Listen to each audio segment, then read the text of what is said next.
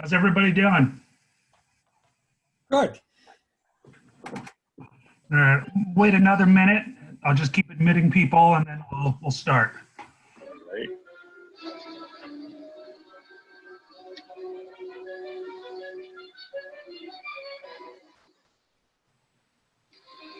When you're working on a case, you have to be open to all the possibilities.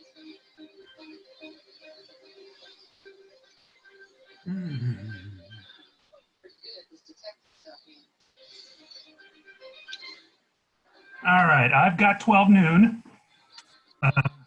Everybody can mute. That would be great. Bruce is not here yet. If anybody didn't know, today would have been check-in day for SABR 50. I'm actually at my office. I'm not at the birthplace right now. I'm at full-time job office, which just happens to be on Charles Street, 2.5 blocks away from the Hyatt Hotel.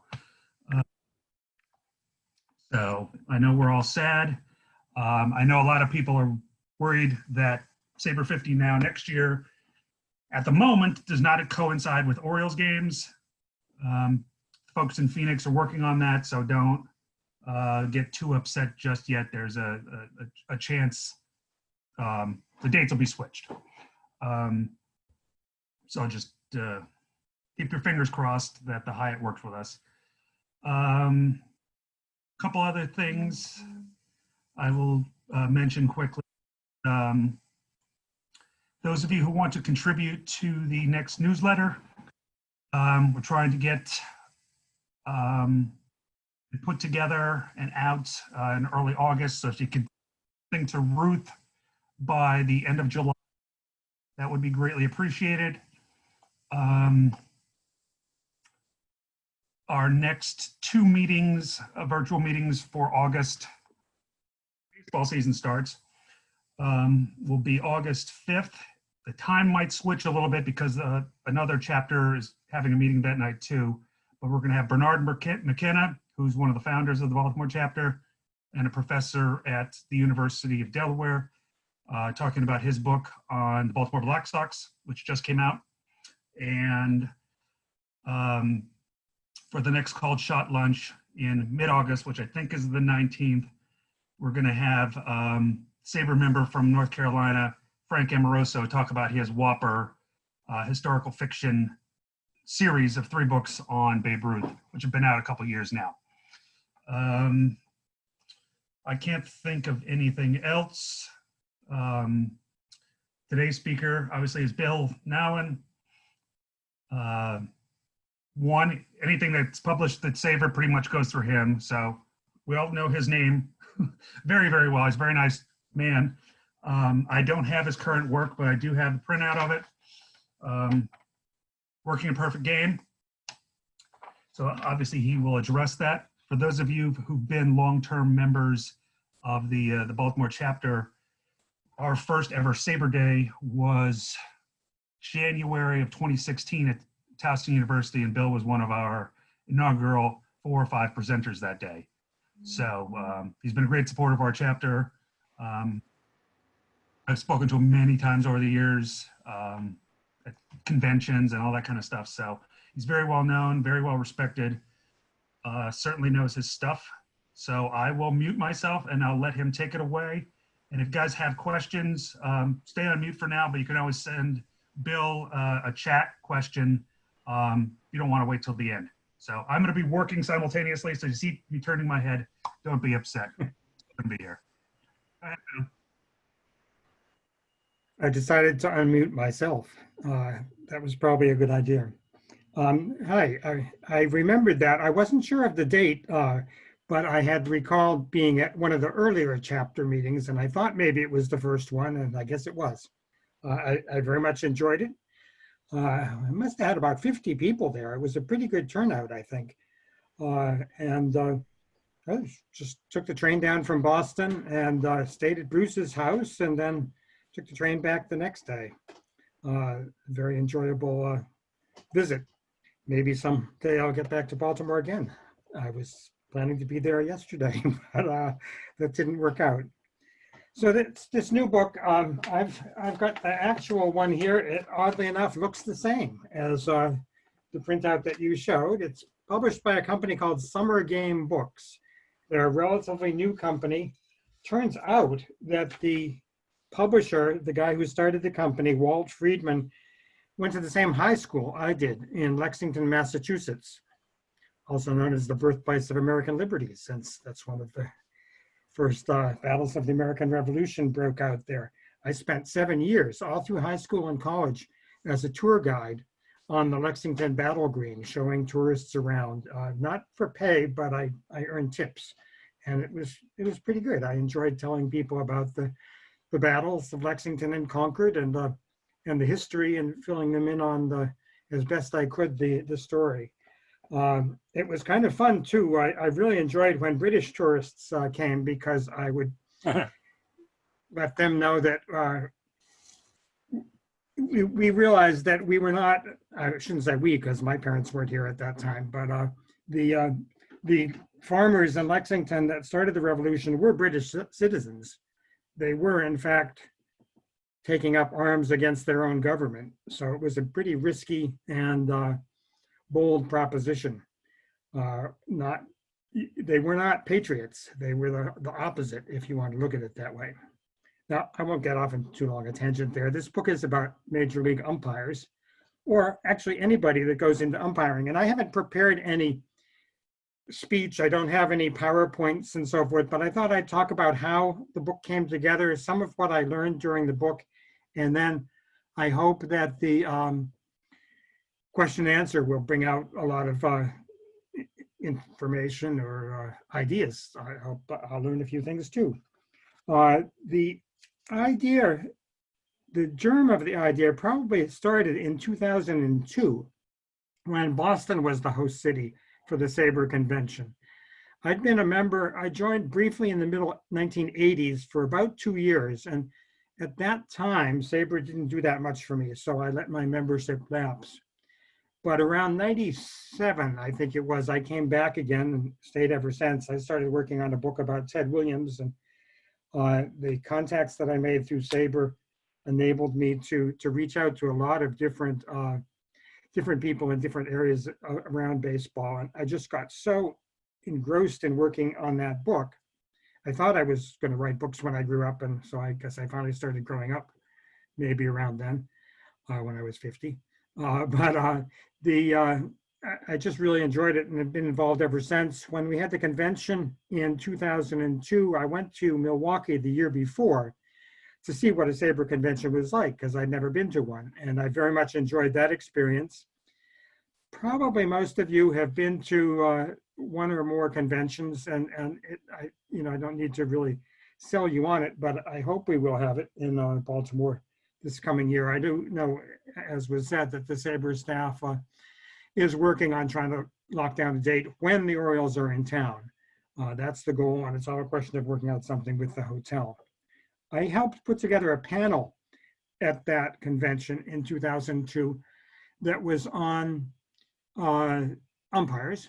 I don't quite know how I got involved in putting on the panel, but we had a former umpire, we had an umpire observer there, we had a couple of people from SABR's Umpires and Rules Committee, and I just enjoyed it, and then it kind of went away again. I didn't really think about umpires for quite a few years in particular. But in 2017, SABR did put out a book called the SABR Book of Umpires and Umpiring. I worked on that with Larry Gerlach. He is a longtime SABR member, going back to at least the early 80s. He wrote a book called Conversations with the Men in Blue, or it was called The Men in Blue, and it was, as mine is, based on conversations with umpires. He became a mentor to me. I learned a lot about umpires from him, and talking at one time or another about umpires. But I hope you check out that book. It's available for free to every SABR member. So if you can download it one way or another, it's worth checking out if you haven't already. One of the things I did in preparation for that book was to talk to some groups of umpires as they came through Fenway Park. and I got to know several of them. This was around 2015 that I started building up towards the book. Several times I got together with a group of them in the umpire's room at Fenway Park. There is a round table, and before games, they'll often all sit at the table and play cards. That's actually a rather common diversion for the 45 minutes or so before a game, or they'll have a little snack or both.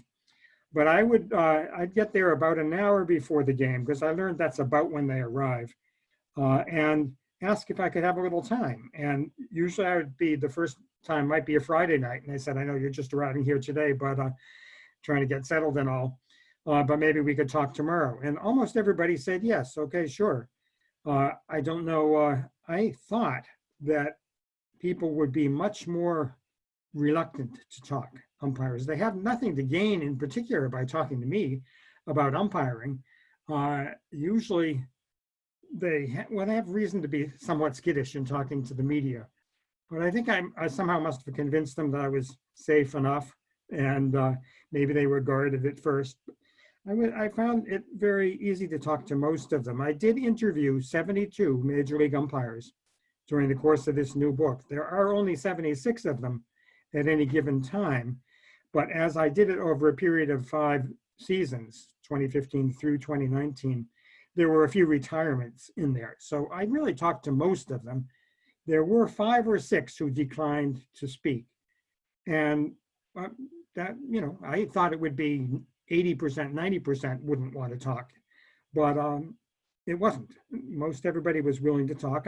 My questions were mostly about not controversial plays in particular, or how terrible that call you just made last night, or something of that sort. I was interested in how they became umpires, why they chose this as a profession. It turns out, I learned by asking, that it's a reasonably well-paid profession. Umpires will make 6 figures. When they get enough seniority, it can get up to be maybe $450,000 a year, which is pretty good, given that they have 4 weeks vacation. They have an off season. They do work during February, certainly as spring training begins, and they have conferences and things of that sort, but they do have some time off. It's a high pressure job in a way, and it takes a long time to become a major league umpire these days. The typical waiting time is 8 to 10 years of apprenticeship, effectively. If you go to umpire school and graduate and get good marks, you have a chance to get started at the lowest rank. It'll be Class D ball, probably. A lot of people don't make it the first time they go through umpire school. In fact, in this book, the first 2 umpires in the book are both people that had to go more than once. One of them went 4 times through umpire school before he finally got offered a position and then began to work his way up. And now he's a regular full-paid umpire. It takes a lot of dedication. It takes a lot of perseverance. I mentioned that there was an umpire observer. His name's Kevin O'Connor, who spoke at the SABR convention in 2002. He's someone that he wanted to be an umpire, and he put in about 7 years, as I recall, and didn't see the openings ahead of him. He saw who was above him. He saw the ages of the umpires above him, and it was just a time that he didn't think there was going to be an opening for him for enough years in the future, so he finally decided to go into real estate instead. And I met 2 or 3 other guys, a couple of guys I talked to, who had put in 5 or 6 years and then left and took on some other job. Kevin is reasonably successful in real estate in central Massachusetts, but he also has this position now for Major League Baseball where he comes to Fenway Park for most games, or he goes to Pawtucket, Rhode Island to see the AAA umpires as they come through town. And he's an in-person observer. He grades them on their work during the course of a game. They do get reports from Major League Baseball after every single game on how they did. He's a part of that. Another part of it is balls and strikes is they have a system that tells them whether they believe that the balls and strike calls were correct. They are 96% of the time or so, but there's, as we all know, a percentage that probably they're off. The observer will look at things like hustle, positioning, to make sure that, you know, if there's a runner on, say there's a runner on first and there's one out, and the ball's hit to left field, the rotation of umpires is going to be different than it would be if the ball's hit to right field, because there are different expectations of the possibilities that could occur. There's runners on first and second, there's going to be another thing that will apply. So he will note whether they've made the right moves to be in a good position to make a call, and whether they got there with appropriate dispatch, whether they hustled enough to get there in time. You don't want to hustle too fast, because then you could pull yourself out of position. Umpires themselves are very self-critical. I mean, they know they're being graded. This whole time they're being graded. And you have to get, I mean, you get a grade for 100 games plus every year for all these years. I mean, you're going to be pretty good to keep with it. There are umpires that get washed out for one reason or another. There might be family matters that they just can't continue, or they're just not good enough. And they do get, they maybe pull themselves out, and so they don't advance and find some other form of work. When I say they're self-critical, one of the first things that impressed me in talking to them is how, well, I don't want to say down on themselves, but how self-critical they can be, and how they would lose sleep over making certain calls. They'll have access to video after the game, and they'll remember something, one or two things maybe that they wanted to check on themselves about, and they'll go back and look at it. And several of them told me, yes, they actually have lost sleep. They've made the right call. Let's say it's just a simple call at first base, save or out. They made the right call, but there was something about it that they were critical of themselves about. They might have been 3 feet further up the line than they should have been. Or let's say it's not just a simple batter runs to first base, but a call maybe when the guy rounds first base and there's another guy coming from third scoring, and the umpire has to decide where to stand, and he's off by 3 or 4 or 5 feet and maybe not in 100% best position to make the call. And so he beats himself up as to, you know, why wasn't I there? Why was I pulled away? How could I do better? And that's interesting. I mean, it's not that they made a bad call. They made the right call, but they could have done a better job at it in their own minds. Most of them, as far as I could tell, I mean, nobody's going to tell me they just in it for the money and they went through this all this 10 years of apprenticeship to get there. I believe that most of them really do care about the integrity of the game and find it a very important element in their work. They didn't all love baseball. One of the things you find if you read through all these interviews is they came at umpiring from all kinds of different ways. Some of them had no, I mean, one of them, Rob Drake, I think it was, I talked to, he had no idea, even when he was in umpire school. Some friends dared him to go, and his mother forced him to umpire a little league game, and then he decided he kind of liked it. And there's all these stories that go behind why they end up going to umpire school. And he actually said that he was in umpire school and he had no idea that it was the step that you have to take to become a major league umpire. He was listening to the things that the instructors were saying in class, and he asked somebody next to him, you know, what's he talking about going to the minor leagues first?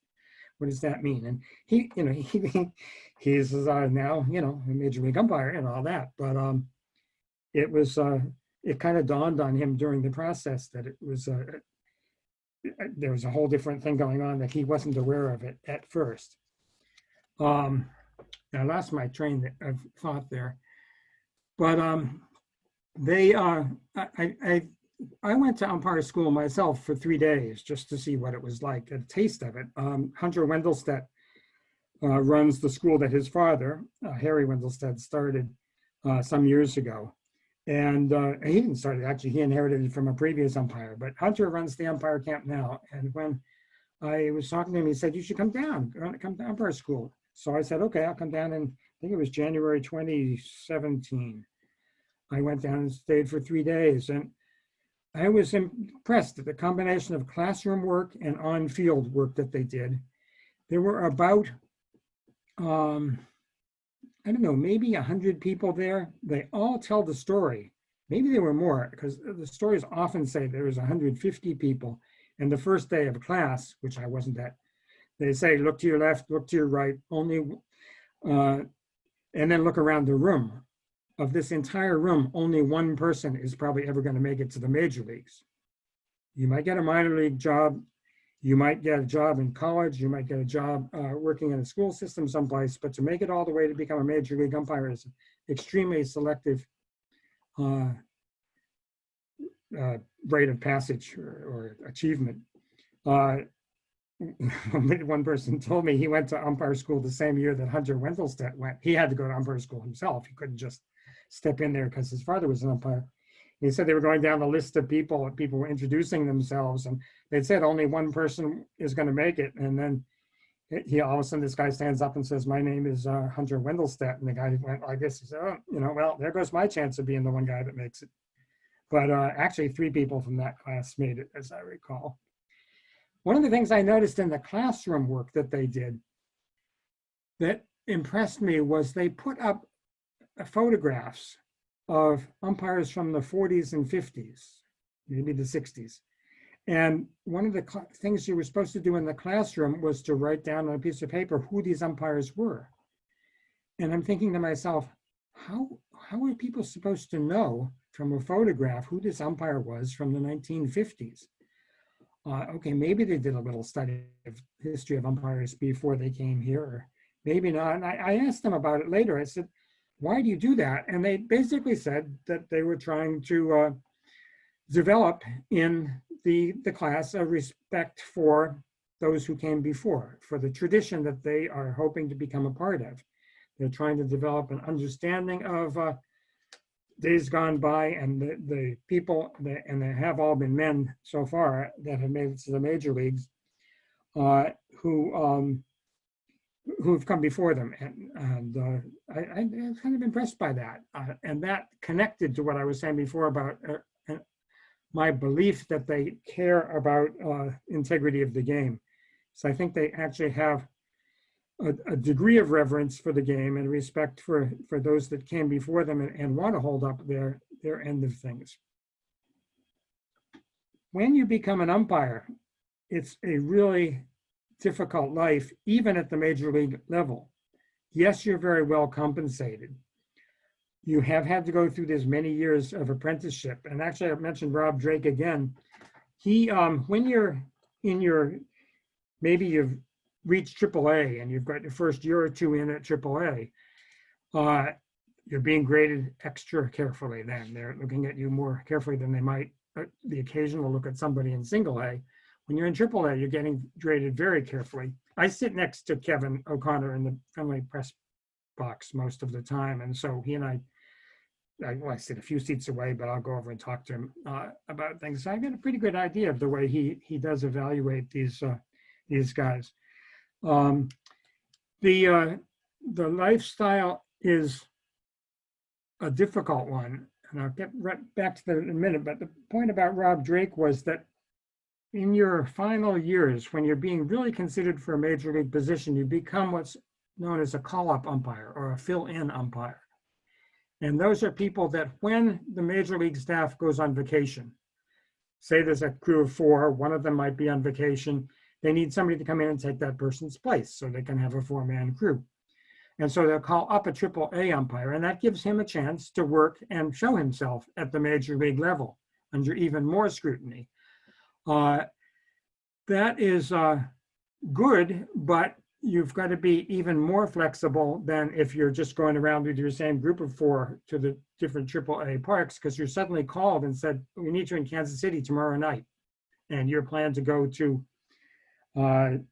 Scranton is off. You're suddenly in Kansas City. And then you may get told, okay, go back after 3 days or whatever. You're just on call.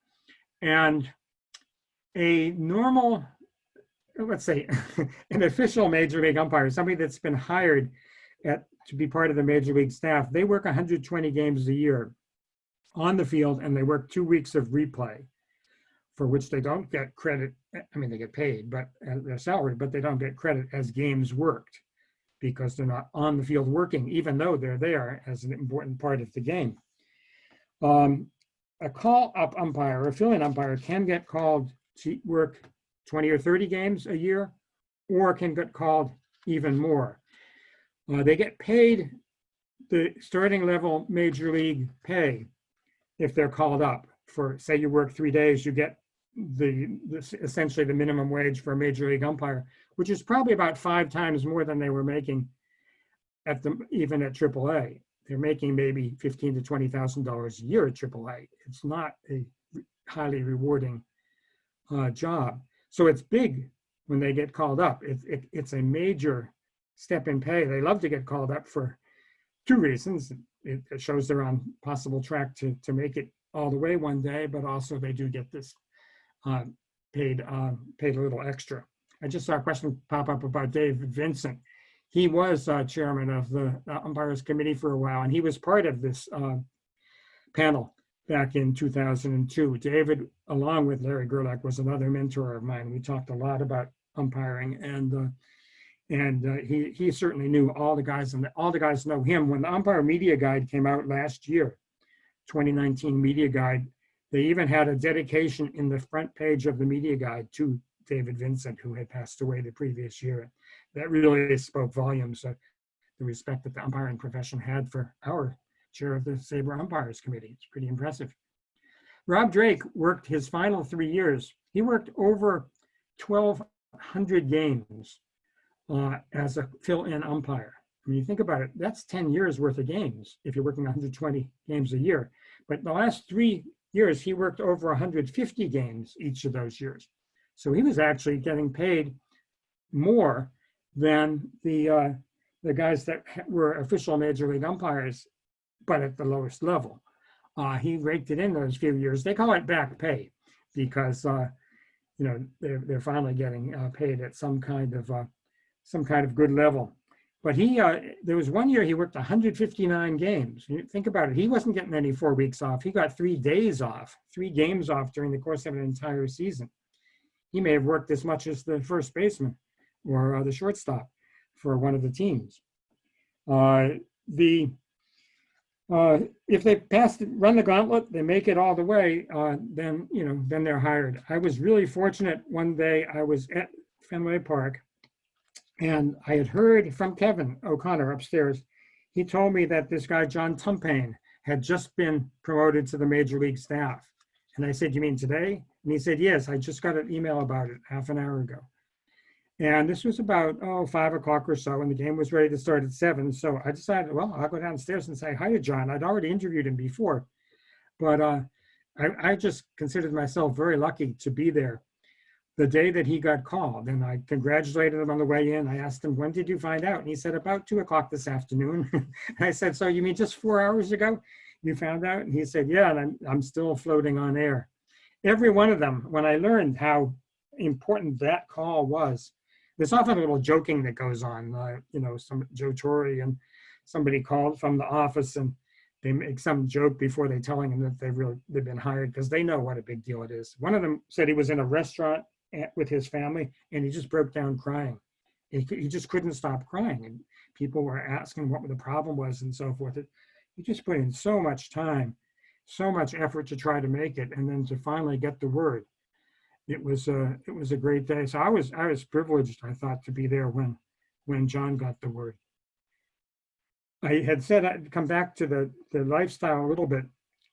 One of the things that impressed me early on, as I thought about it, was that these guys, they never stay. When a major league team plays, you've got 25 guys on the team. You've got maybe another 10 or 15 staff people that are a part of the team in the traveling party. You've got the head of media relations that travels with you, and trainers, various other coaches and the like. So you've got a party of maybe 40 or 50 people that travel together and spend the whole season together. It's not unusual to spend 10 days at a time on a homestand, at least 7 usually. Umpires don't have that. They don't have all these other people they can befriend. They've got 3 other people that they travel with. They don't stay with the teams. They don't travel with the teams, although I understand there might be a couple times this year, or maybe more than a couple, that they schedule it so they can travel on the team charter because of the virus and not be not have to travel with the general public. That's probably a wise move. But generally, they make their own travel arrangements. They pay full fare tickets. They don't buy the non-refundable ones like many of us do. They pay full fare because then you can cancel them and not be penalized. And sometimes they say they'll buy 5 or 6 different tickets to go from, say, Boston to Chicago, if there are enough flights that you can buy that many tickets. Just because, say it's I mean, you don't know how long a game's going to last. It might go to the 15th inning or the 16th inning. Imagine being, you know, you don't even know where you're going to stay that night in some cases. And imagine working a Sunday night game that goes deep into extra innings. You're probably going to find Monday's an off day on your schedule, but you still might have to get from Boston to Seattle. And there's not that many flights that allow you to do that. So you've got to be ready to travel. And you've got this small circle of friends. You've got occasionally people going on vacations, people going into replay.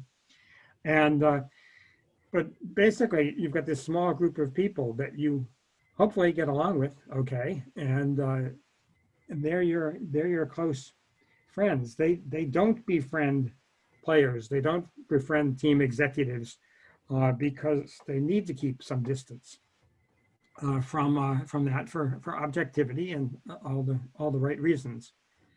But it just struck me how what a toll it plays. If you're on a baseball team, let's say you play for the Boston Red Sox, then half the time you are in Boston. That's not true for umpires. They will rarely visit the same city more than twice during the course of a season. Sometimes they won't get even to a single city. There may be 3 times they pass through Boston in the course of a season, or not at all season long. Never 4 times. And usually it might be once or twice. It's just the way it tends to go. So there are a couple umpires that it took me 3 years to catch up with them just because they hadn't been scheduled to come through town. Fortunately, I was able to eventually contact pretty much every one of them. It's just, and there are problems that can come from this. I'll try to wrap up I don't know how long how long did you think I was going to talk for?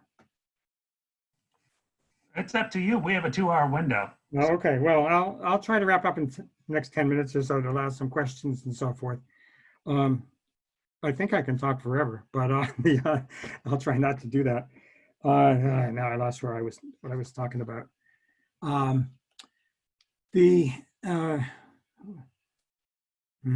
What was it? Somebody remind me what I was talking about, if you were listening. Yes, Bill, I think you were talking about the difficulty of the life and how people were. Yes, okay.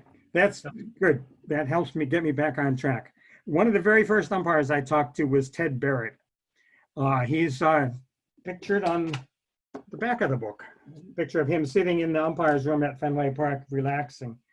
And, you know, I usually tried to talk to did a little research on these guys as best I could, often using RetroSheet, which has a lot of information about umpires.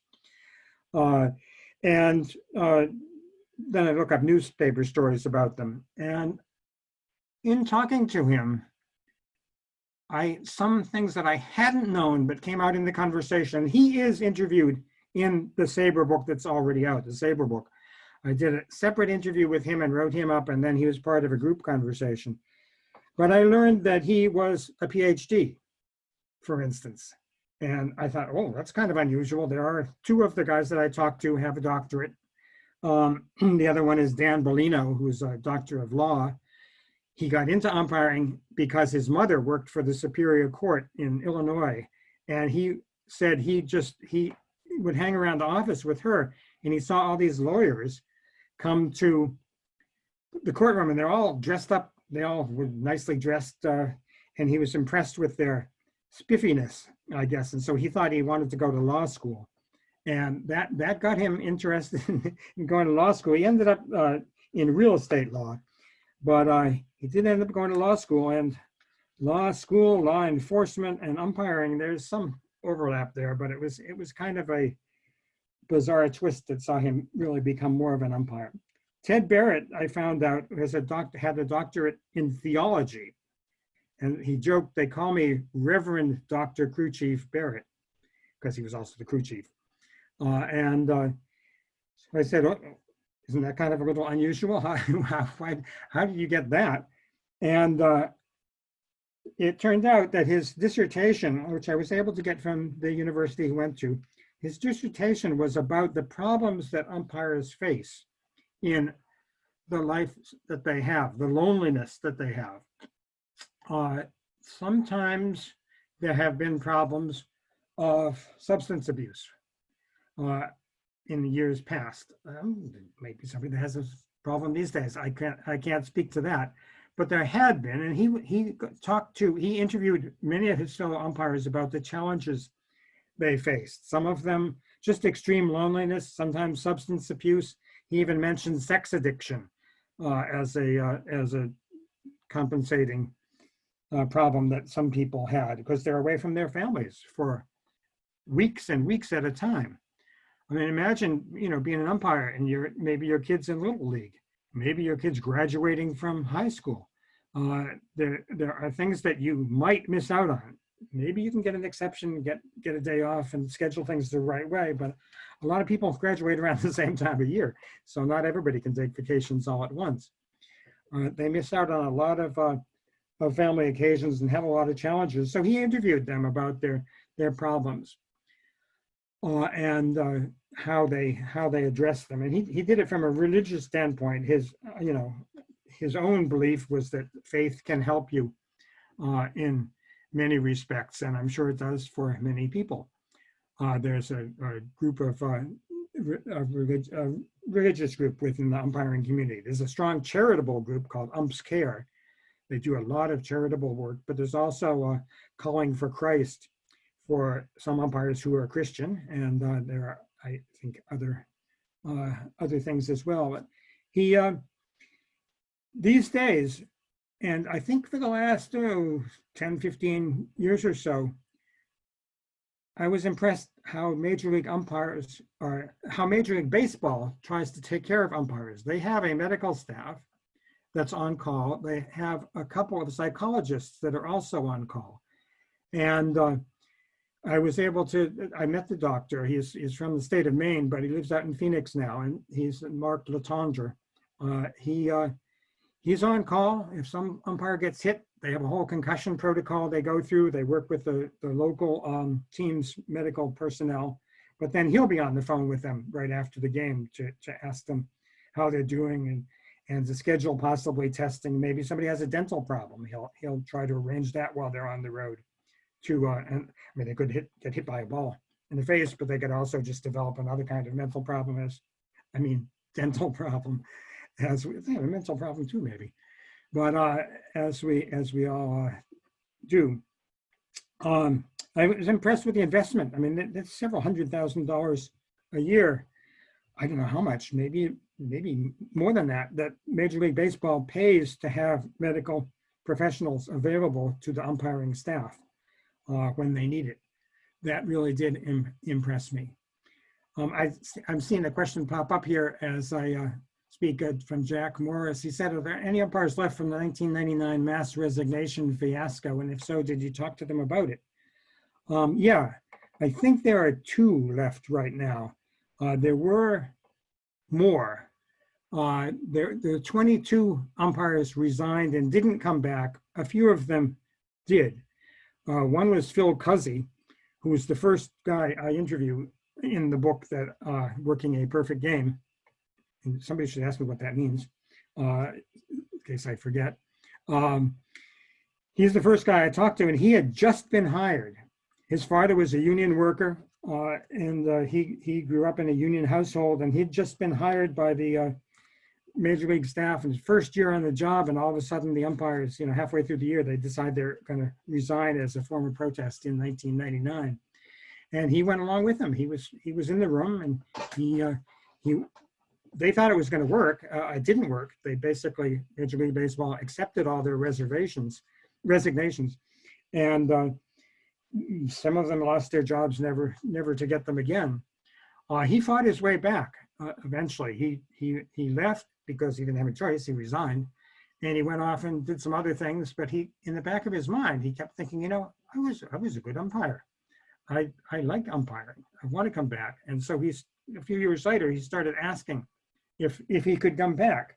He wrote, I think he wrote National League President Len Coleman a couple of times to say, you know, this is back, there were still National League and American League umpires at that time. And so he was trying to get back on the National League staff. You know, it really didn't go anywhere in particular, but after a while, he just persisted. And after a while, it turned out that he was working as in a hotel. He was like a guy that looked after people up in the suites and some of the back rooms. It was a hotel his sister had a job at. He was just filling in, doing some work. Mainly, he'd been teaching. But then he heard from someone that Len Coleman was actually staying at that hotel one night. So he dressed himself all up and prepared a letter and approached him and said, really, you know, I'd really love to have a job again. And Len said, I've gotten your letters. You know, I have seen your letters over time. I'm really, you know, impressed with your persistence here. You know, let me see what I can do. I'll call you later. And he thought he was being brushed off. And he said, well, how about if I call you? And he said, no, I told you I'd call you later. I will call you later. And he did. And he said, okay, what you have to do is you have to go back to umpiring school. You have to start all the way over again. If you succeed in umpire school, which you probably will, because you did it before, then you can start at single A. And he did it. He worked his way right back up again. He didn't get boosted and elevated. He didn't take, I think it took him 4 or 5 years. It didn't take him 8 to 10, but so he progressed reasonably well, but he did make it. I'm trying to think of who the other guy was. Ed Hickox, I think, was another guy that made it, was resigned and then came back again. And Bob Davidson had been, but he recently retired, I think a couple of years ago. So yeah, there are a couple of guys that came back, and there were a couple of guys that at the time they chose not to resign, or they rescinded their resignation, and so that they were allowed to stay on. And some of them felt kind of badly about it, but a couple of them told me they had asked some more veteran umpires, what do you think I should do? You know, I don't want to go against the umpiring group. And a couple of the ones, including ones that never did come back, said, you should take it. You fought so hard to get here. You know, you should not, you should just rescind your resignation and go back, and gave them permission in effect to do it. And so did. That's 20 years ago now. I don't know, I think none of us know whether the players in Major League Baseball are going to be able to get together after another year or so here. This, I don't know why there's seems to be so much difficulty in baseball as opposed to some other sports or other professions, but let's hope that there's not a strike on top of everything else that we've had here. Let me ask, not on the chat maybe, but let me ask if anybody wants to unmute themselves and ask a question, and maybe mute yourself back again, because I guess that's the protocol usually. Bill? Yeah. Francis Kinlaw. Bill, I was wondering about the grading process that you spoke of. Is it numerical or is it in words? I had never seen it because I don't think I'm supposed to see it, but I know that there's a numerical component to it. I imagine that they have occasions. I know that sometimes a word will get passed back to the crew chief, who will be then pass on maybe a message of one kind or another. And I know that all the umpires know Kevin O'Connor. He is, as I said, often down at Pawtucket at AAA. That team's moving to Worcester next year. And he will talk to them after games down there. He'll go and meet with the crew after they've had the game. He doesn't see him before the game usually, but after the game, he'll go down and he'll talk to them about how they did. there's an in-person conversation with them. That's before they make it to the majors. But I think that for the most part, it's numerical by the time you make it to the majors. Yet his conversations with them, I think, are very important in that kind of face-to-face discussion about how they're doing. Why did you do this? They have a chance to kind of talk it through a little bit, and I think they all appreciate that. Thank you. Tom Burbridge, in order talking to the umpires and your research, what makes a good umpire? What do you think really, what attributes really would signify this person really has the potential to make the major leagues? That's a good question. And actually, before I get right to the question, I said I would try to come back to mentioning why the book is called Working a Perfect Game. Most umpires have never really worked a game where there's no base runners during the course of a game for one of the teams. Many of them have worked no-hitters. A couple of them have worked perfect games. They all remember them. And what's kind of interesting is that many of them didn't know there was a no-hitter going on. Some of them worked the entire game without knowing there was a no-hitter going on. I said, well, about the 8th inning or so, didn't you realize there was a lot of sort of strange energy coming from the crowd and so forth? Well, I mean, if it was the home team, maybe it was one thing, but if it was the away team that was throwing the no-hitter, maybe it wasn't the same kind of energy. Occasionally some of them would say about the 7th inning, I looked up and I saw a 0 in the H column, and I realized there was a no-hitter going on. But what the book referred to by a perfect game was a game where the umpire was perfect. That's what they called the perfect game for themselves, where they felt that they made the right decision. Maybe they're working the plate, balls and strikes, or maybe they're working the bases, but they made the right decision. They were in the right place to make the right decision. They felt that they did a very good game. There's no controversies that came out of it and so forth. They felt satisfied with their work for that one evening or that one day. And that for them is a perfect game. I think, as I said, they're kind of self-critical, and many of them never, that it's a rare experience to feel that they did a very, perfect job for the whole game. But that's the way they kind of looked at it. Now, the kind of, John, what you asked us about the kind of attributes, I did suggest that law enforcement there a lot of people said, I always ask people, what do you think you would have done? What did you do for off-season work, but also what would you have done if you hadn't become an umpire? And a number of them, it was law enforcement. They'd been an MP, for instance, in military service. Ed Hickox, I mentioned before, when he lost his job umpiring and worked his way back again, he became a policeman in the Orlando, or I think it was Orlando or Daytona Beach area in Florida. And he's probably doing that today. He still works in the off seasons as a police detective now. He doesn't carry a gun on the baseball field, but he does when he's working his other job. And then that makes some kind of sense, law enforcement and the enforcement of the rules, so to speak. I think that the attributes, have to be, you have to be able to focus.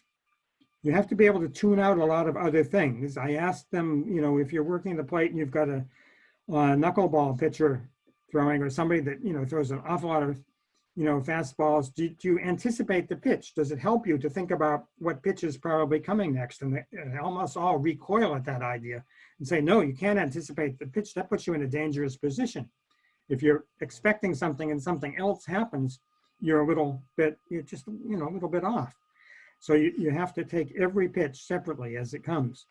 They do have to know how many balls and strikes there are, but several of them, many of them, in fact, probably most of them, told me that there are games that if you were to meet them in a restaurant an hour later, they couldn't tell you what the score was.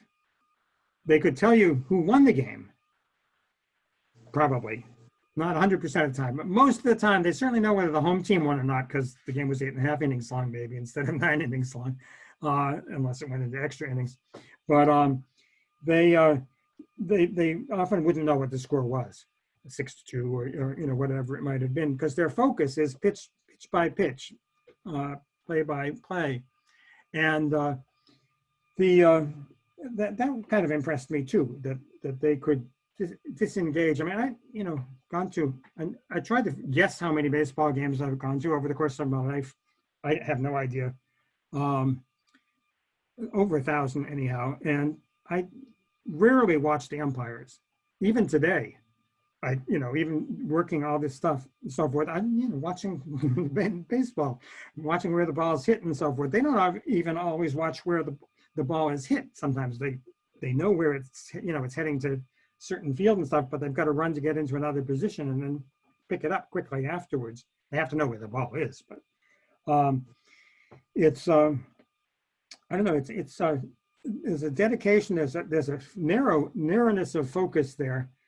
I think they have to be prepared for all sorts of things. They get sort of training on how to deal with conflict. There's less conflict because of replay these days, of course, because some of the arguments that many of us used to enjoy watching, or we were kicking dirt on the plate or that type of stuff, just didn't happen that much anymore. And Linda Davis, who's the wife of Jerry Davis, one of the umpires, he was at the SABR convention last year, wasn't he? In San Diego. That's the only one I've missed this century because I went to London to see the Red Sox play the Yankees. But I hope there will be an umpiring panel next year, but remains to be seen, of course, as we schedule. I hope many of you are enjoying some of the virtual presentations now.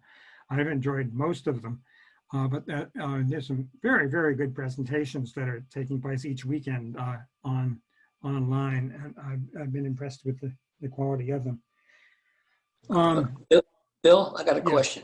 I hope that's enough to answer John's question. It was kind of a long-winded, scattered response, but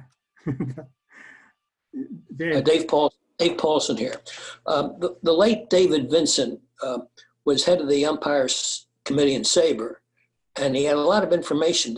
Did you draw on any of that, perhaps? For Yeah, I mean, first of all, as I mentioned, he was highly respected among the umpires. He worked as an official scorer in the Washington area for years, and he made it a point of befriending the umpires, and they liked and respected him. And we talked often, email or otherwise, over the course of all this time that I put into studying umpires. He was always really helpful. All you guys that are from the Baltimore, Washington area would have known him, and some of you might have just met him at a convention and so forth. He was always a really friendly guy. He was come from the Boston area originally, so we had that in common too, a little bit. But I was just always impressed with his knowledge, and Retrosheet has kept it up too. I was afraid that maybe without David there, they would let go. You don't find umpires information on baseballreference.com, really, but Retrosheet has really detailed information. I always, before I'd go to interview a new umpire, I'd look up to see things, it indicates ejections, for instance, how many people have they ejected? I tried to see how many times a year they ejected people on average. And there were 3 different umpires that the first person that they ejected was Joe Torre, who until he retired recently was the boss of umpires for the last several years. So I would give them a little bit of a time about, hey, I see the first person you ever threw out. I would often ask them, do you remember who the first person was that you ever ejected? And almost every one of them did. And it's interesting. I said how sometimes they don't remember the score of the game, but they remember things that happen in the game, and they're aware of the personalities of the other players and certainly the managers and so forth. They might chat with somebody that, when they're on third base or whatever. They don't spend time with them off the field, but they have a pretty good understanding of them, certainly the pitchers and the catchers and as they come to bat. Again, for what I was going to say there. But yeah, David was always very, very helpful. Someone asked a question about possibility of female umpires. When I visited the umpire school for that one stretch of 3 days, there was one woman there.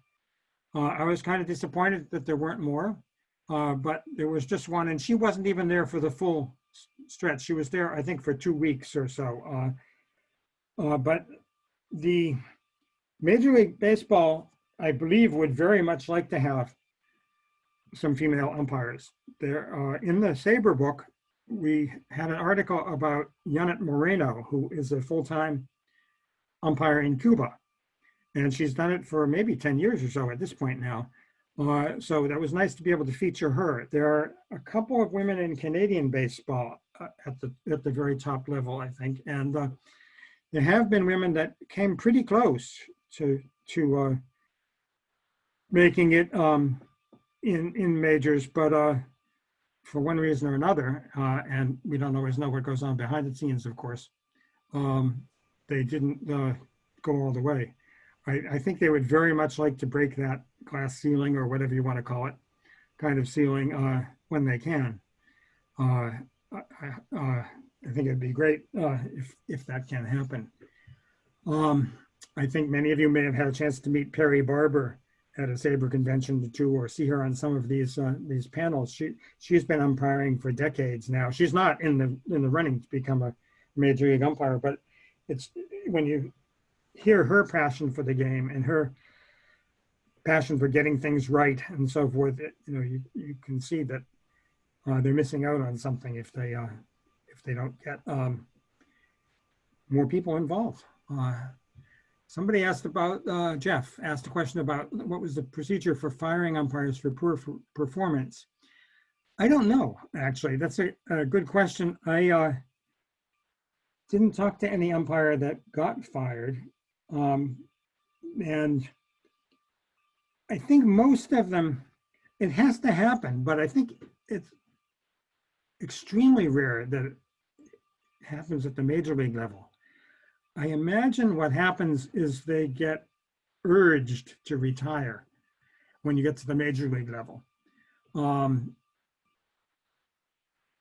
Most of them, I mean, my understanding is that they're driven personalities, certainly.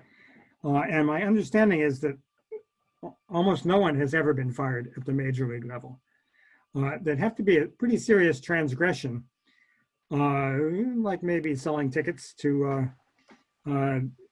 games. If you're given, they each get a number of free tickets to games, and I believe there was one umpire that once did that. But I don't know that there's a specific procedure for that. Through the evaluation process, as you're coming up, though, you can get a pretty good idea, I gather, as to how you rank. They have a pretty good sense, I think, of how they're doing from the feedback they get from observers in person and from their grading. I think they kind of weed themselves out in a way. I talked to, I'm sure there's a few people that are stubborn enough that they have to be told, we think you've probably reached how far you're likely to advance here, that kind of conversation. But I don't know that there's ever been, that there's much in the way of actual firing, unless it's a serious transgression of some maybe non-baseball thing. I asked, Francis asked about whether umpires generally express a preference to work behind the plate or on the bases. They don't have a choice, and there's a rotation that they go in and the crew chief will make sure that they all work each base. And there tends to be a rotation. If you happen to be at for a 3-game series and an umpire that is working second base the first game of the season, the Friday night game, Saturday he'll be working first base, and Sunday he'll be working behind the plate, unless there's an injury or something of that sort. But so there is sort of a circular rotation of that sort. I did ask them, almost everybody, maybe I didn't for the first 3 years, but then it struck me that was a good question to ask. And so I started asking people in 2018 and 2019, do they have a preference? Most of them say the plate, and they say it for different reasons. One of them says that's how you make your bones. Standing at first base, third base is kind of the quiet things, and they'll all agree that after you've worked the plate, because it's so intense that it's nice to work third base the next day, because that's the least active base. Involved, you still have responsibilities depending on what's going on, but there's less activity. There are fewer people that make it all the way to third base. But it's sort of how you get your, that's where you're under the most scrutiny. And if you can successfully work the plate, you're going to get better grades. So forth. They enjoy being, at least for 1 out of every 4 games, being the one that's involved in every single pitch. I mean, if you're working the plate, every single pitch, you've got to either make a call or if the ball gets hit, be ready to react to if the ball's hit fair. Then you've got to be ready to react to that. One of them told me, I think 2 different people said he liked second base the most because you get to roam more. Sometimes you might play on the right field side, you might play on the left field side, you might come inside, depending, and you have to look at whether there's a right-handed batter or left-handed batter, make sure you're not in their way, their line of vision. And so there's a kind of informal communication maybe that goes on that they can sense where they should stand, or they might actually get asked to move if they have gotten into the wrong place. But a couple of people did say they liked that. I kind of joked with a couple of them. I said that, how about working the left field line or right field line during the playoff game? I said, I guess you must like that because it's a playoff game. And they all kind of laughed at that. I mean, there's often little that goes on out there, although I can remember in 2018, there were a couple of calls during the American League Championship Series, Red Sox against the Yankees. I remember a couple of calls where there's a ball that looked like it went into the stands and it was ruled that it was interference. And I think it was Joe West was working the right field line that game, and he had to make the call that it was fan interference and not a safe hit. Yes, Jeff, an umpire did cost a pitcher a perfect game on the last play. That was Jim Joyce. The umpire was Armando Galarraga. And I mean, I think he was 23 years old maybe at the time.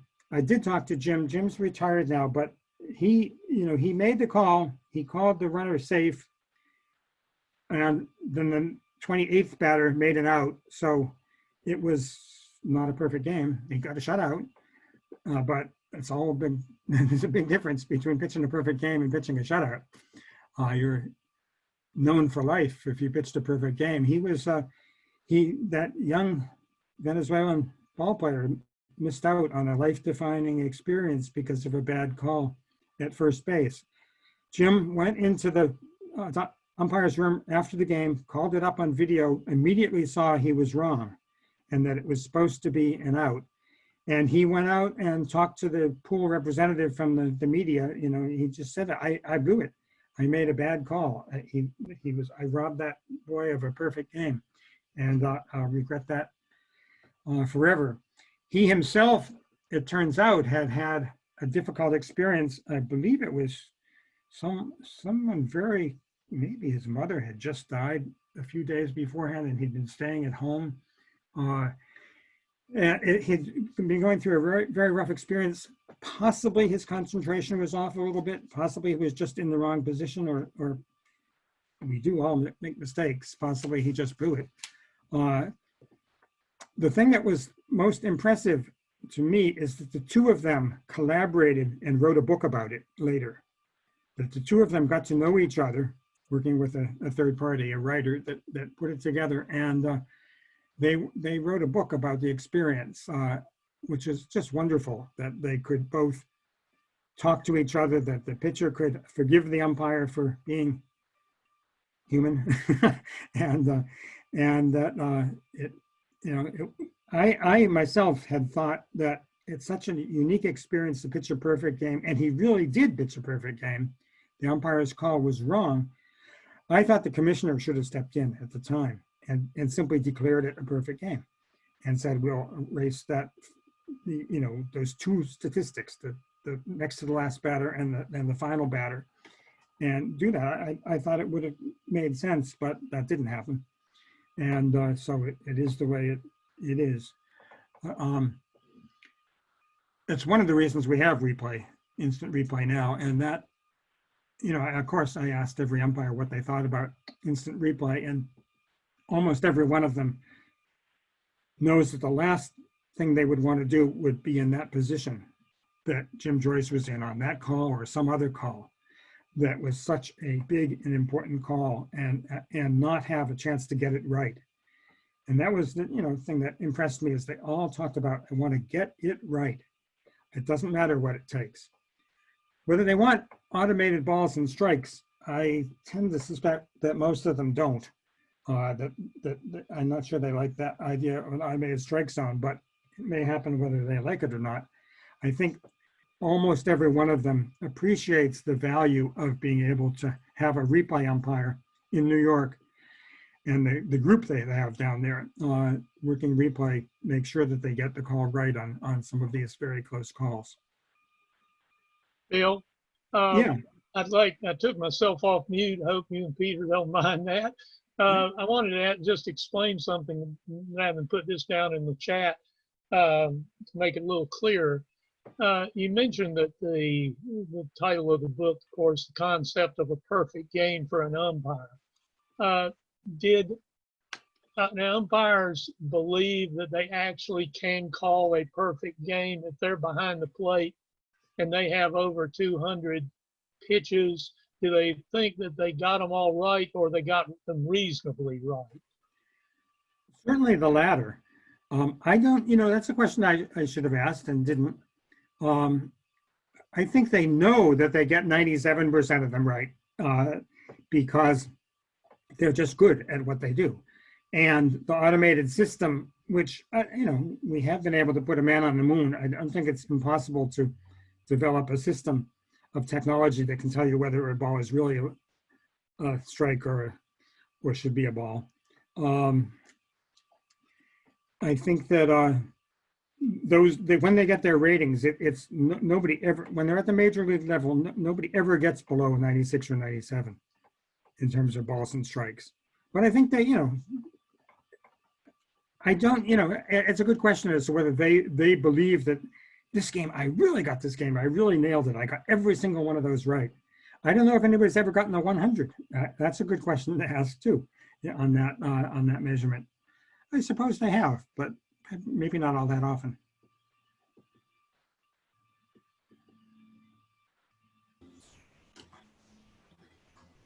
Other questions? It was Tony Randazzo is the umpire that was the one that first said work in a perfect game to me. And he's the one I asked, what does Bill? that mean? Yep. Dave Newman. Yeah. I noticed at games that the umpires use hand signals to each other. And I guess they're coordinating their efforts. Is there a certain set, or is it just up to the crew to decide how they want to watch out for themselves? I don't know the answer to that. I imagine that a lot of the questions are about positioning and, just to make sure that they, I've never seen them go two to make sure that the umpire knows there's 2 outs. I mean, that'd be a little bit much, but they do communicate, and I think it's mostly positioning. Maybe there's a left-handed batter coming up, and the plate umpire has a sense that you might want to move over that way a little more. I've never seen him go, like that, because that would be kind of, again, maybe even insulting. I think sometimes it looks like they're confirming that they know that they're in the right position. That or, could that the well be. situation- Yeah. Yeah. But it's a good question. I was looking for more things to ask them when I have a chance again to talk to them. Maybe not this year, but maybe next year. A while back, David Vincent had Jeff Kellogg speak to us at a Bob David's meeting with the Nationals. And I asked him, how does he put up with some of the, getting dirt kicked on him and all that? And he said it's 3 things. So the first one is that it's rarely personal. Mm-hmm. He was talking about Earl Weaver, but that's beside the point. The second one is that you do have to have a thick skin. You have to be able to take it. Yeah. And the third one was that he considers himself the law out there, and that he's standing for the integrity of the game, so that he doesn't really care what they think in that sense. That all makes sense to me. Yeah. That Jeff is kind of interesting. That some of this was in the SABR book of umpires too. Is that turns out that occasionally some of these umpires are related to each other. Tim Welke and Bill Welke, and Jeff is married to one of the Welke sisters too. And so all three of them came from the same town in Michigan. I mean, it's bizarre, but there happen to be these little clusters. There's one in Ohio and there's one in Connecticut, or had been, with John Hirschbeck and Dan Iasonia and one or two other umpires. Jim Reynolds, I think, was from that area too. Sometimes it's influence. They knew each other and almost became up as apprentices of the other one or something. John asked about the status of Yawkey Way. Not much to do with umpiring, but I did write a whole book on Tom Yawkey, and I was disappointed when the Red Sox decided to rename the street back to Jersey Street, which it had been beforehand, partly because I just wrote this whole book on Tom Yawkey. The reason was that the Red Sox were the last team to integrate. I remember I was born in 1945. I know I only look like I'm 30, but I was old enough that I remember as a 13-year-old, 1958, being aware that the Red Sox were the only team in baseball that had never had a black ball player, and being embarrassed by that. Here I am in Boston, where the abolitionist movement really began before the Civil War, and the Red Sox can't manage to find anybody in all of baseball. Got Willie Mays, got Jackie Robinson, that already retired. They can't find a single black ball player, and being suspicious of that. And finally, they did hire Pumpsy Green the next year, and things got a little bit better. But Tom Yawkey got blamed for that, and perhaps rightly so. He was the 100% owner of the team. He did not report to a board of directors. He often said, the buck stops here. He could have snapped his fingers one day and hired 8 black ball players if he decided he wanted to.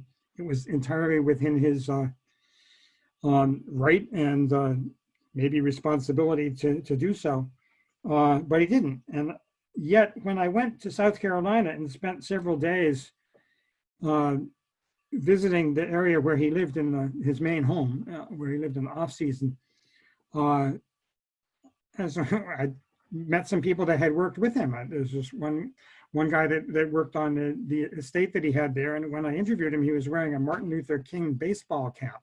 And I thought, okay, well, this guy's probably going to give me the straight story here. He was a black man, and he said that Mr. Yawkey was wonderful. He paid for my son's dental work when he needed some extra care, and he made sure we all got scholarships and so forth. And I said, well, yeah, that's, but maybe he was one of those patrons that took care of his people and stuff like that. And he said he felt genuine, that he really felt that Yawkey was not a racist, and that he felt welcome, and he felt that his father had felt welcome working with him and stuff.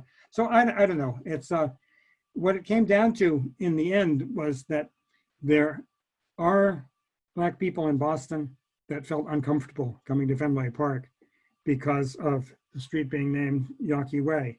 And I decided that if there are some people that felt uncomfortable coming to the ballpark and now they can feel more comfortable, then that's good.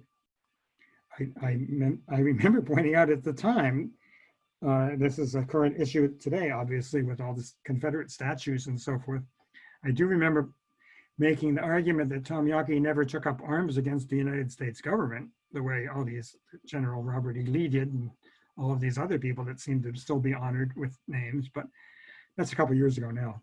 And some of those changes are being made these days as well. Jeff asked a question. There's 2 Jeffs. There's Jeff O in this case. Question about the difference is in different levels with 2 umps to 3 umps to 4 in Major League Baseball, or 6 during playoff games. Yeah, they just have different crew sizes at the different levels for financial reasons, I'm sure, because the further down the food chain you get, the less income there is coming in at just single A ball games. And so to be able to hire 4 umpires would be an extravagance. So they make do with a smaller number.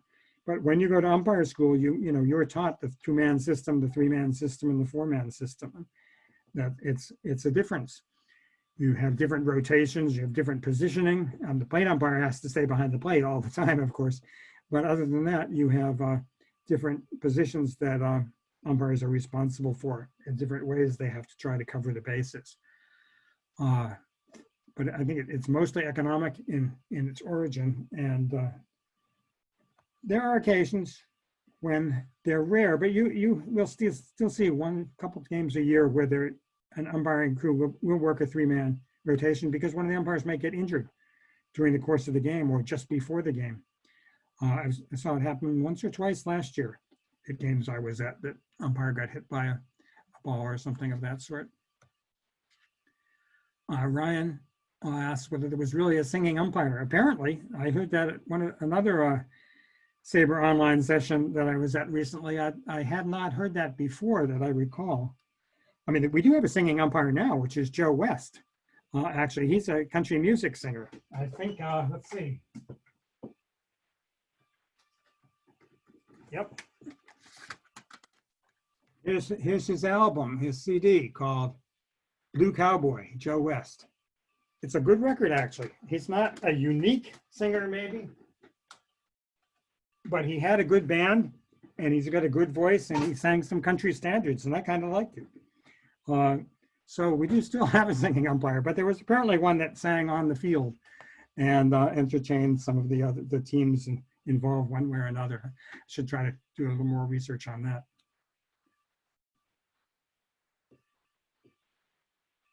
If I had the right setup here, I'd play you a Joe West song, but I didn't know how to do that.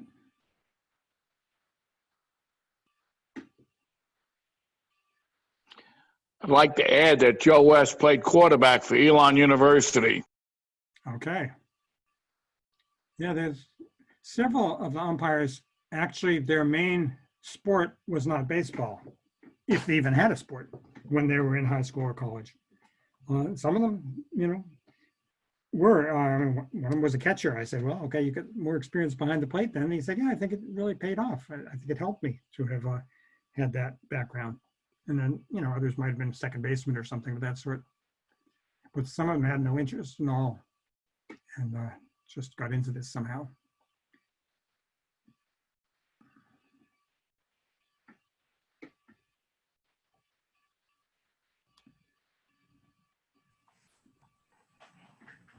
Any other questions? You should ask me where you can get the book. You know how to find baseball books.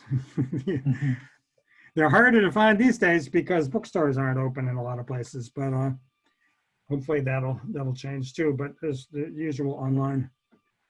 Bill, I might just add that I looked here because I recall that meeting last week virtually too. That it's a discussion of the singing umpire was mentioned in David Smith's presentation on ejections, which was recorded. So people who are interested in that. Do you remember his name, the umpire? No, I didn't. Was it Hildebrand? I was never that good a note taker. Yeah.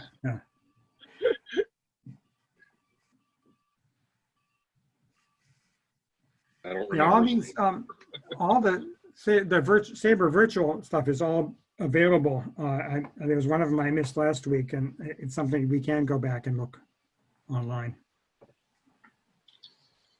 Yeah, that David Smith's presentation was ejections and expanded replay. Mm-hmm. We mentioned the umpire who threw guys out by singing them songs. Yep.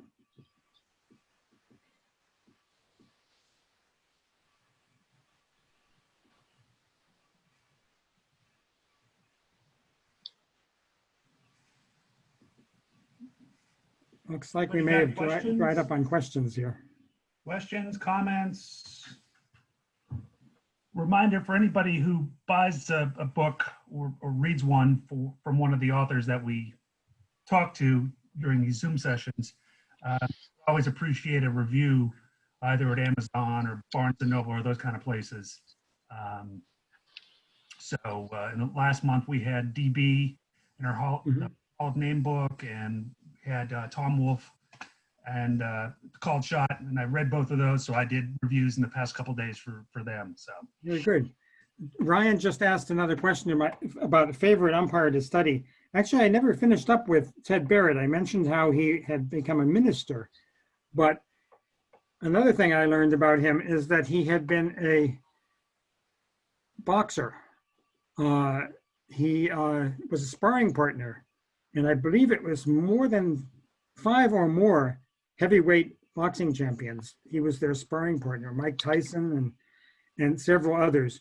And that's pretty impressive. That probably tells several players, don't get in a fight with this guy, because not that we see that kind of stuff go on these days anymore anyhow, but he's, I did talk to him about that. And, he said it was, his wife was happy when he stopped doing it, but it was good money for a while there. And, he took care. He wasn't going to sucker punch them and, do something. He had to put up a good fight. He wouldn't get rehired again if you were sparring partner with somebody and you just lay down, fell over or something, like some of us might do. So that's kind of impressive. There we go. Jack Morris just said it was Bill Lord Byron, the singing umpire. Yeah, he's worth, I wonder if his bio's actually been written. I'll look that up later. Ken Kaiser was a pro wrestler at one point. Said Jeff.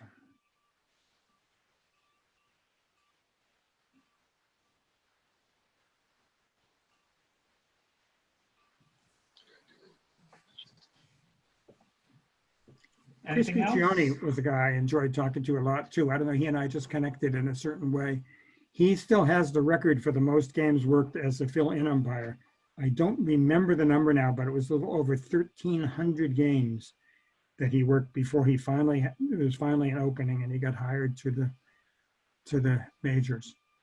And he had a young, I don't know how old she is now, but she was only a year or two old, I think, his daughter, when I first met him. He lives in Colorado, where my mother was from. My sister still lives out there. And I don't know, we just connected in some ways, but he was, thinking ahead to the fact how he had this very young daughter and how much of her life he was going to miss by being on the road so much umpiring. It's really excellent that they have 4 weeks vacation. Now that seems like a lot, but it's really, really hard work. And so I think they really need it for a health break of one kind or another. They really do get a lot of minor injuries, but just the mental stress has to be a lot. Maybe you're only working 3.5 hours on the field, but it's very intense work, and you can't really just wander around looking at people in the stands and so forth. You can't walk off the field and go get a hot dog. You can get a drink of water, though. They'll bring that out to people, especially on a hot day.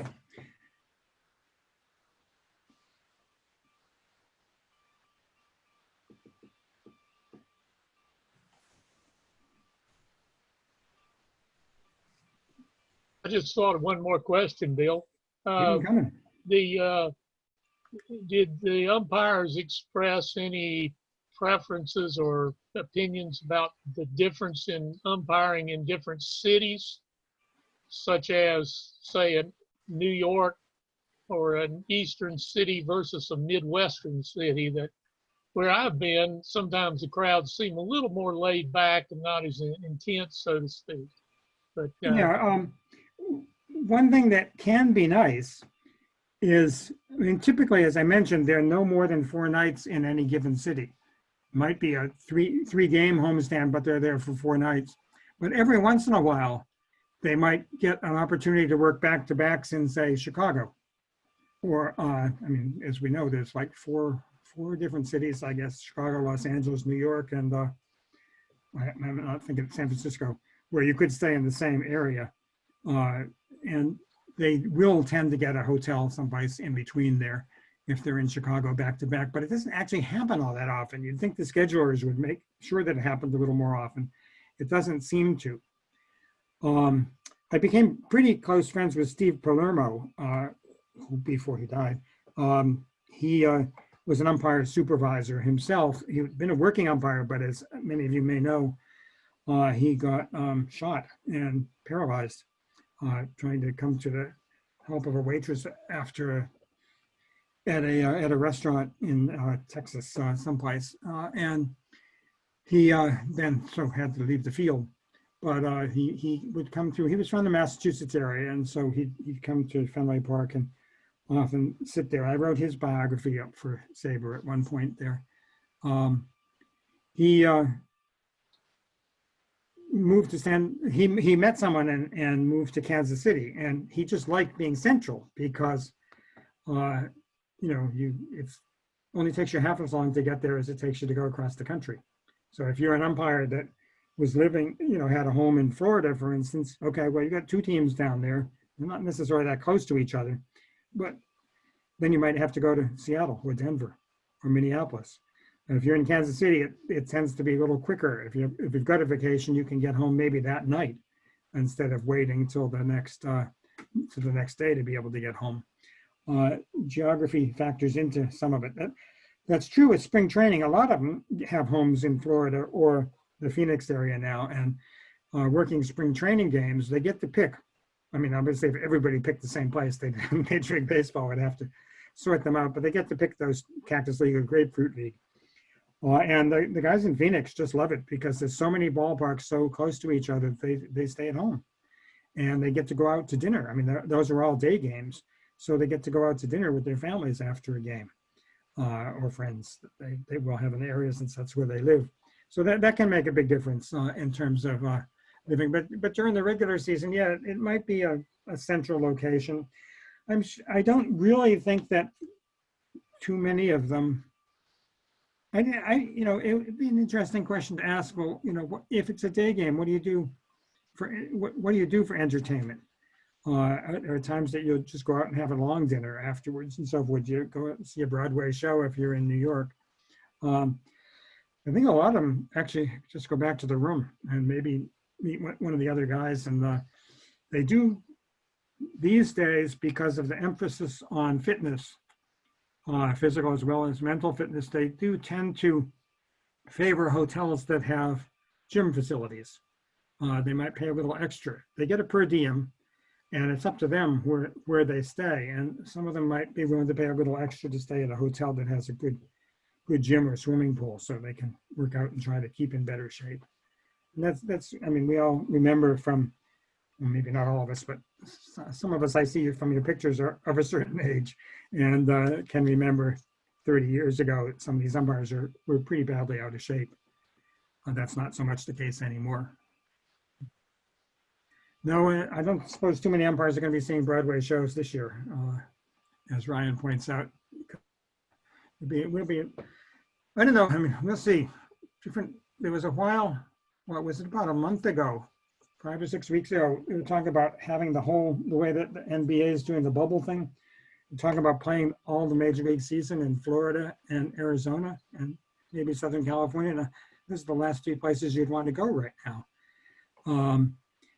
In Massachusetts, things have turned around, and we're in an absolutely flat plateau situation right now. So it's a relatively safe place to play. But what it's going to be like 6 weeks from now, who knows? Things may turn around again. I don't know if we're going to have a season.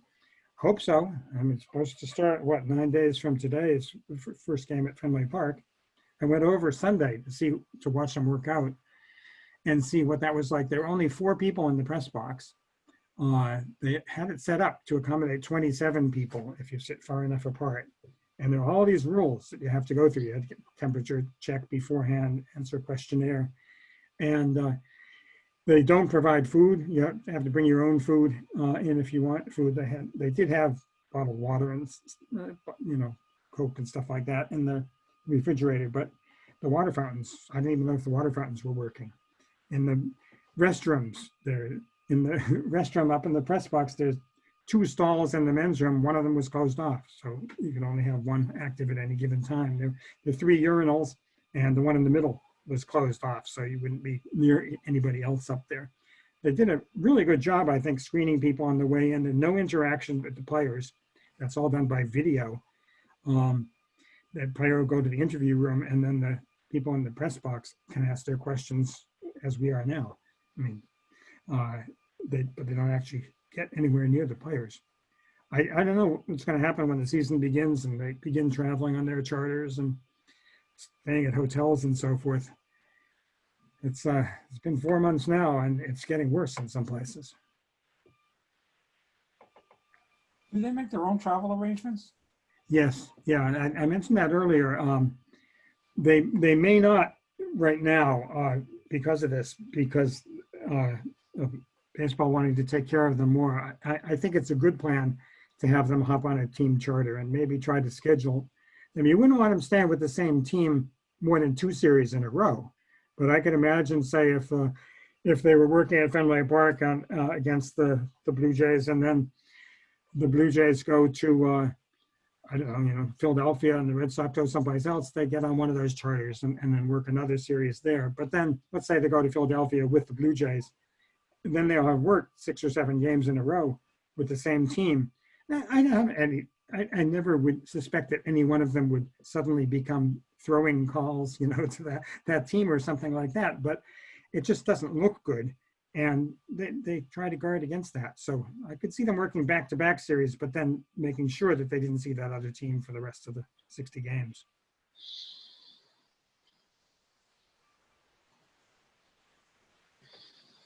I did ask. One thing about it, Bill, is it just crossed my mind. I hadn't really thought this through, but with Major League Baseball's revenues, would it not be possible for them to just charter small planes to get the umpires around? I suppose it could. They get real expensive, though, I think. Maybe there's a philanthropist that would loan their plane for that reason. I don't know. If I had my own plane, I'd think it'd be kind of fun. Hey, I'll give you a ride. Let's go. But I don't know. We'll see. One thing about the umpires is, one thing I actually mentioned is they won't be doing that this much this year. I know at Fenway Park, the press box is on the 5th floor, and unless you had a evident disability, you're not supposed to take the elevators. The elevators were closed, so you were expected to walk up the 5. No, it's not that horrible for some people, but there are a couple of stories about umpires in elevators after games. There's 2 stories come to mind. One is that umpire went to a game and he ran into a fan before the game outside. They were both going in together and they just got into some conversation. And the fan asked the umpire, he didn't know he was an umpire. He just, some other guy they were chatting and said, here to see the game? He said, yeah, I'm from out of town. That's what the umpire said. He said, oh, where are you from? He said, oh, he told him wherever he was actually from, San Diego or whatever it might have been. And they just had a little conversation. Guy said, I got some really good seats for the game tonight, and the umpire didn't say anything.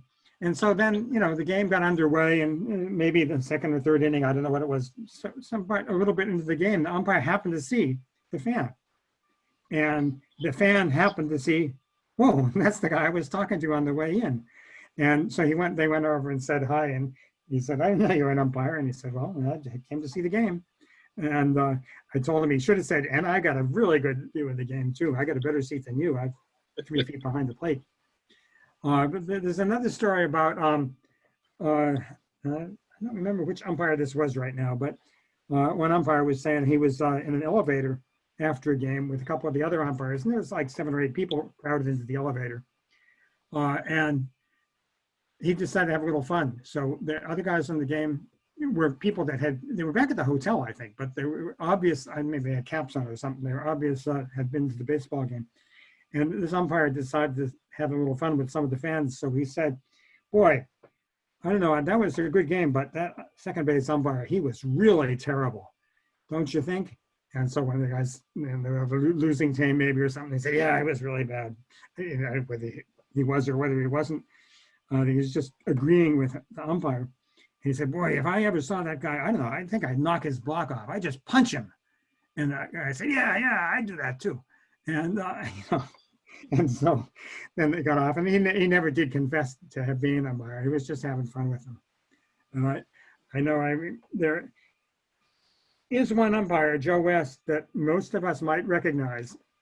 Maybe not out of context. If you went today, if you were decided to go to the supermarket and Joe West was in the aisle, you probably wouldn't realize that was Joe West unless, but you might. And he's one of the only people that I think most people would recognize, even outside the ballpark. If you saw, Tony Randazzo or Ed K. Cox or Chris Cuccione, one of them, you wouldn't know they were an umpire. They can usually walk in pretty well undetected, and do. One of them used to take the subway from their hotel and just take the subway over to the game. And he'd just sit there with other fans and walk to the park and walk in. Most of them they often combine a car service and they'll get a taxi together or a service from the hotel to the game and then go back afterwards that way. Yeah, Ron Luciano is one that people would recognize if he were around today. There have been, umpires in the past, but not too many right now.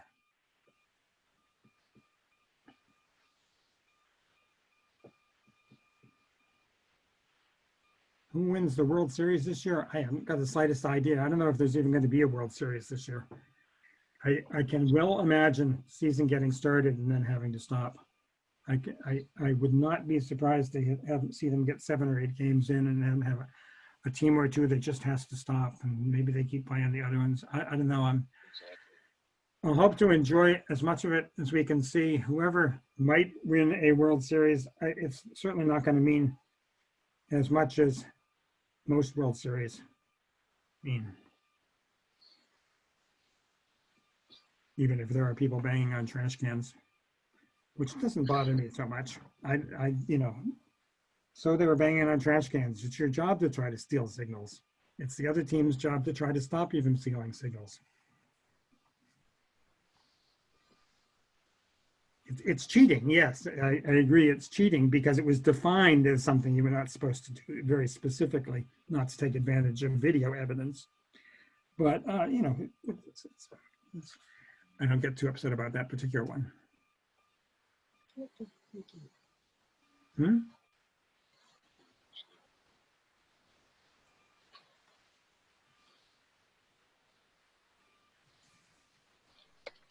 Anybody else? Questions, comments? We'd all be seeing each other in person today if COVID wasn't here. Yeah. Maybe not all of us. There are some of us that might not have been able to make it to Baltimore.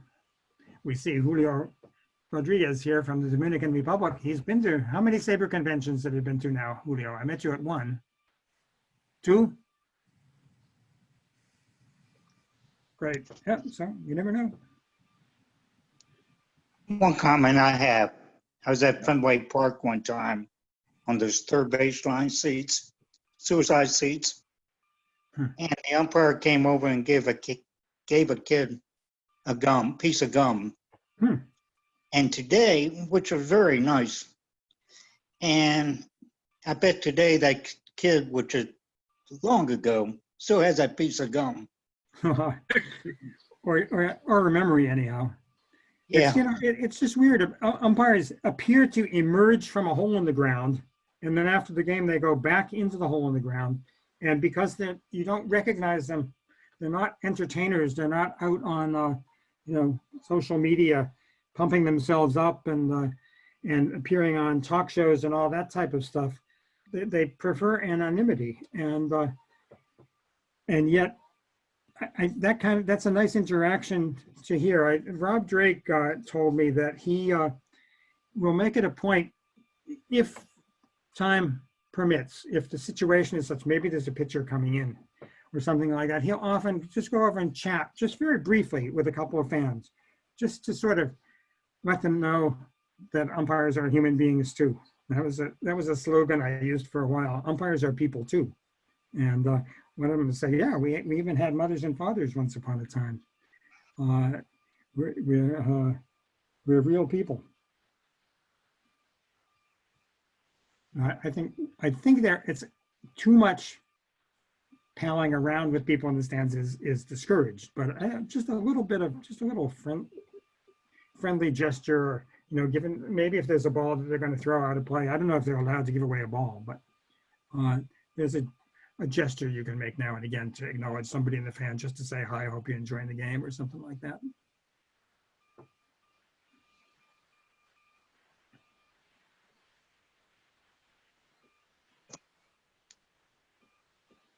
Anybody else, guys? Well, thanks. Julio, by the way, nice to meet you. We've got about 1:40. Our next meeting is going to be August 5th, and we're going to bump it by an hour. Instead of doing 7 to 9 p.m., it'll probably be 6 to 8 because another chapter is using the same Zoom link later that evening. But you guys have any questions, you know how to reach me.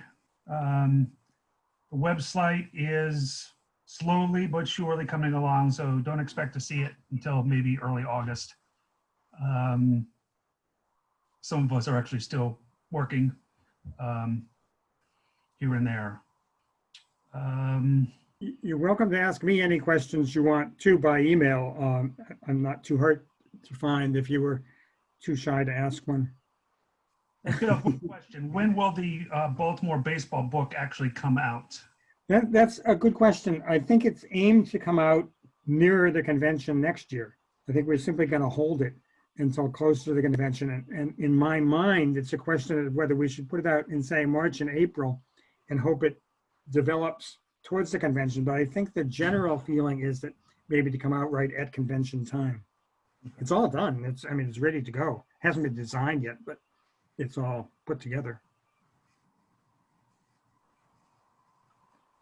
Okay. Any other SABR public? Glad to meet you all. Enjoy the conference. I enjoyed the conference. Thanks. Any other SABR publications coming out? Always. I mean, there's one a month, one way or another. I don't remember the schedule right now. I think next month, I think the National Pastime will come out, which will have a heavy Baltimore flavor to it, the one that would have come out at the convention here.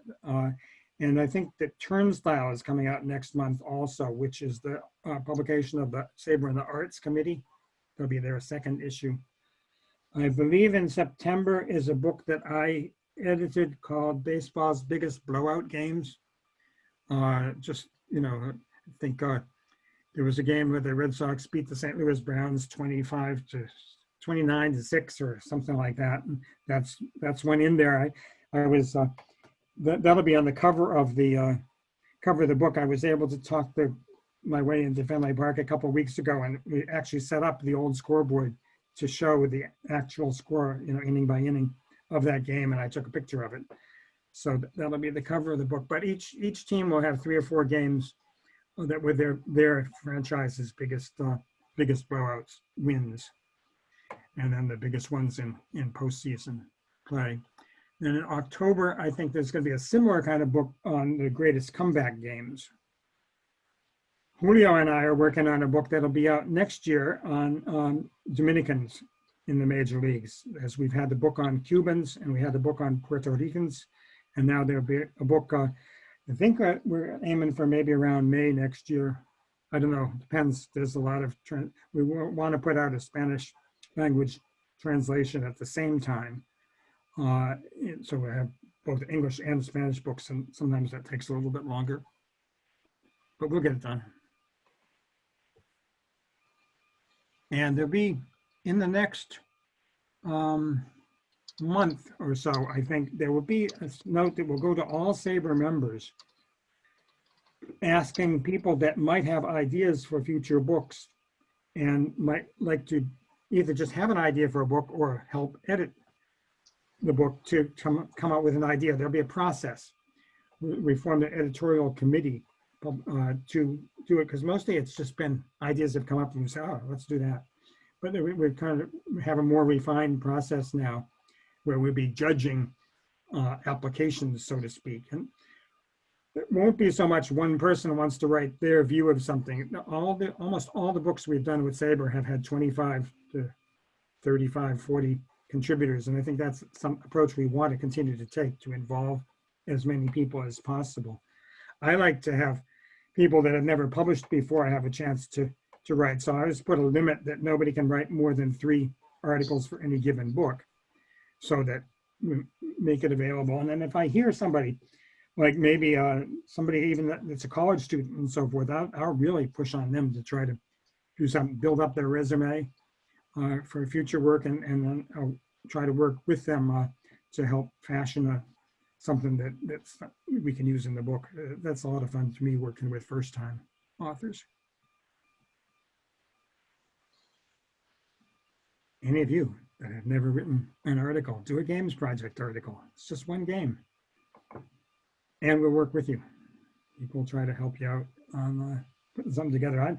It's just been, I'm retired now, but I spend most of my time writing bios or games or editing these books. It's just been very fulfilling in that way for me.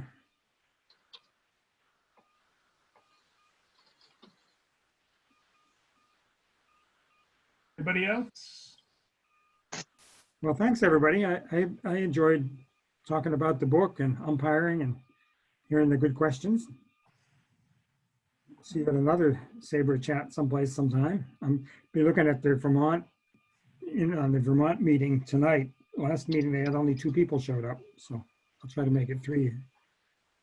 You got your hand up there? But you're muted. Oh, okay. Oh, okay. Clapping. Oh, thanks. I just saw 1 hand, but I guess there were 2. Thank you. All right, guys. If there's Very nothing good. else, Okay, thank you all. we'll see you next meeting. Don't forget to support the other chapters if you sit on there, if you get their emails as well. I think I'm going to go to a Houston one and I think Norfolk's next week as well. So if you have the time, it's good to pop in. And if you didn't know, you can, when you log into your SABR account, you can join other chapter rosters as well, so you can get their emails from them.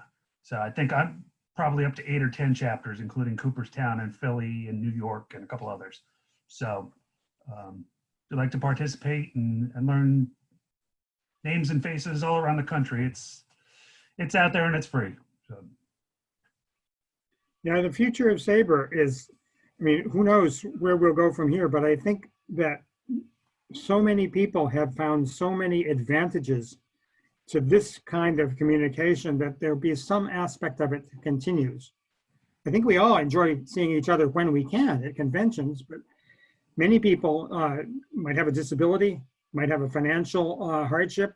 They might have a marriage in the family at the same time as the convention. There are reasons that people can't get to conventions, reasons people can't get to their local chapter meetings. And this gives us an opportunity to get together in another way. So I think we'll have a mixture after we're allowed to get back together again in person. All right, guys. Well, we had a good participation day. We got up close to 20, which is great for a middle of the day on a Wednesday. Yeah, as you said, some people work. Yeah, some of us are two-timing right now, but you know, hopefully we'll see you all in August. It'll be Dr. Bernard McKenna with his book on the Black Sox.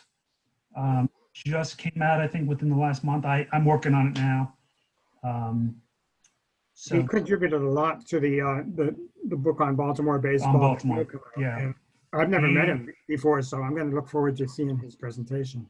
Yeah, he knows his stuff. So he sent me a copy of the Black Sox book personally ahead of time. So you can get it on Amazon, Barnes & Noble, a couple other places. Guess that's it. Hopefully I'll see you guys soon. Stay safe. You too. Maryland is doing pretty well. I'm not sure about some of the other states around here, DC and Virginia. My father-in-law is down in South Carolina, and they're spiking. So hopefully he stays indoors. So here in North Carolina, we're not as bad as South Carolina, but it's kind of going up a little bit. Yeah, and I envy anybody who's in Miami needs to get out, because that's the new Manhattan right now. So They're allowed to get out. And a lot of states won't welcome you. it's true. My brother was in the National Guard in New York and actually spent 2 months moving bodies in New York City. So happy when that assignment was over.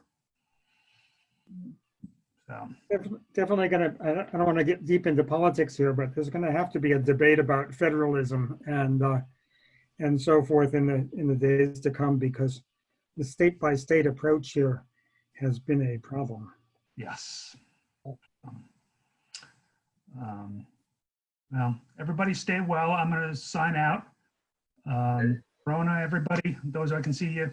Francis, Thank you you. know where I am if you need anything. So give me a holler. And Bill, hopefully I'll see you sometime before next summer. Hopefully. Thanks a lot, everybody. Hope next summer comes. Yeah, that's There's no true. guarantee of that. Well, we can have a meteor hit us. Yeah. Yeah, I always thought those Comet movies were from the 90s, but all that stuff might be coming around again. All right, well, I'm going to shut down, and we'll see you guys again next time. Okay. Thank you. Bye-bye. Yeah. Thank you. Bye-bye.